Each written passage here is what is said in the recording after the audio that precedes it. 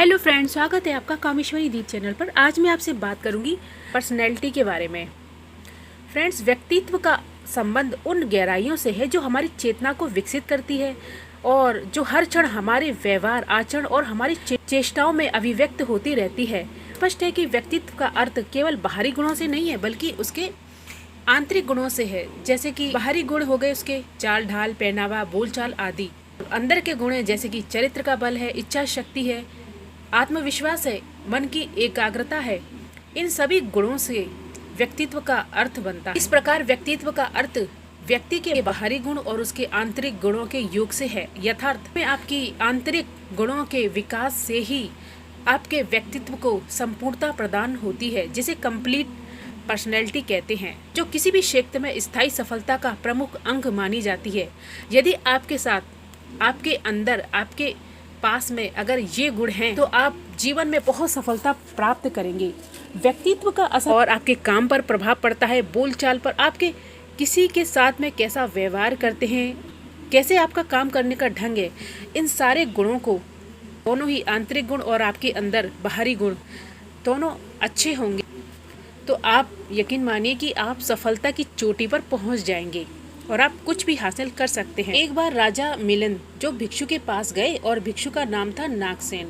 अब राजा ने भिक्षु से पूछा कि महाराज, एक बात बताइए कि आप कहते कि हमारा व्यक्तित्व स्थिर नहीं है और जीव स्वयं में कुछ भी नहीं है, तो फिर जो हमारा आपका नाम है नागसेन, तो ये नागसेन कौन है? क्या सिर के बाल हैं नागसेन? भिक्षु ने कहा नहीं।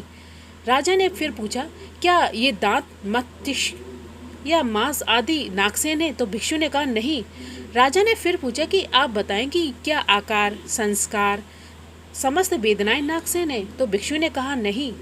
फिर राजा ने प्रश्न किया कि क्या ये सब वस्तुएं मिलकर नागसेन है या इनके बाहर कोई ऐसी वस्तु है जो नागसेन है? तब भिक्षु ने कहा नहीं। अब राजा बोले, तो फिर नागसेन कुछ नहीं है, तो जिसे हम अपने सामने देखते हैं वह नागसेन कौन है? तब भिक्षु ने राजा से पूछा, राजन, क्या आप पैदल हैं? राजा ने कहा नहीं, रथ पर। भिक्षु ने पूछा, तो फिर आप जरूर जानते होंगे कि रथ क्या है, क्या यह पताका रथ है? राजा ने कहा नहीं। भिक्षु बोले, क्या ये पहिया या इसकी धुरी रथ है? राजा ने कहा नहीं। भिक्षु ने फिर पूछा, क्या ये रस्सियां या चाबुक रथ है? तब राजा ने कहा नहीं। फिर भिक्षु ने पूछा, तो क्या इन सब के बाहर कोई अन्य चीज़ है जिसे हम रथ कहते हैं? तब राजा ने कहा नहीं। भिक्षु ने कहा, तो फिर रथ कुछ नहीं है जैसे हम सामने देखते हैं, और हम रथ जिसे कहते हैं वह क्या है?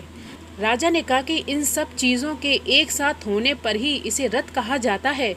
तब भिक्षु ने कहा कि राजन, इसमें ही आपकी जिज्ञासा का हल छुपा है। जिस प्रकार इन वस्तुओं के उचित तालमेल से रथ का निर्माण हुआ है, उसी प्रकार ठीक अग्नि, पृथ्वी, आकाश, जल और वायु, इन 5 तत्वों के हमारा शरीर ही नागसेन है और इससे अतिरिक्त कुछ नहीं है।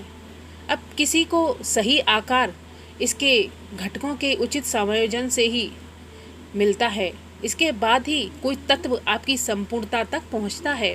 याद रखिए, व्यक्तित्व का संबंध उन गहराइयों से जो आपकी अंदर से विकास करता है, जो आपकी चेतना का विकास करता है। हमारे हर क्षण व्यवहार को, आचरण को, हमारी अंदर कौन सी छुपी है चीज़ें हैं उसको अभिव्यक्त कर, और वो हमारे बोलचाल से और हमारे पहनावे से, हर चीज़ से वो बाहरी रूप से देख सकते हैं। लेकिन आंतरिक रूप से, जैसे कि किसी को काम करने की आपके अंदर क्षमता है या कोई ऐसा गुण है जिससे आप कुछ भी पा सकते हैं, आपकी इच्छा शक्ति प्रबल है, कुछ भी कर सकते हैं, किसी भी परिस्थिति का सामना करने में सक्षम है, यानी कि एकाग्रता है आपके अंदर है, और तभी हम किसी के बारे में पता लगा सकते हैं कि उसकी, कहते हैं ना, उसकी पर्सनैलिटी कैसी है।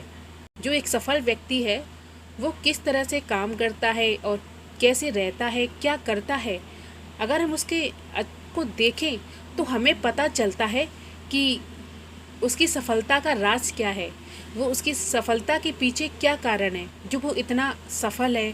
कोई सफल हुआ है व्यक्ति, तो वो क्यों सफल हुआ है और किस चीज़ को लेकर सफल हुआ है, उसके अंदर क्या व्यक्तित्व है, क्या गुण है उसके, जो आंतरिक है, बाहरी गुण है, जिसे उसे करने की क्षमता है, जो काम करने की क्षमता है, जो सोचने की क्षमता है, जो इच्छा शक्ति उसकी प्रबल है, वो किस तरह से उसके अंदर, उस पर बहुत फर्क पड़ता है और इसीलिए वो सफल भी होता है।